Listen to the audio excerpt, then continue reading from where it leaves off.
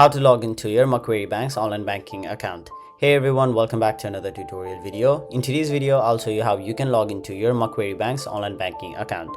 So to do that, first of all, go to any web browser on your mobile device or your laptop and simply go to macquarie.com.au. Now you can also do this through the mobile app. The process is basically the same. Simply go to the login option on the top right corner of your screen. After that, choose your account type, so it can be personal, business banking, brokers, advisors, corporate or institutional. Now once you've gone through the account type, simply tap on which login you'd like to do. So in my case, I'll simply go to the Macquarie Online on my personal account. After that, you'll have to enter details such as your Macquarie ID, your password, and once you tap on the option login, you'll have successfully logged into your Macquarie Bank's online banking account. Now, if in case you forgot either your Macquarie ID or your password, you can simply reset them by tapping the option forgot login details, and once you follow all the steps provided to you, you will have successfully reset your details and log into your account. So that was it for this video. Thank you so much for watching.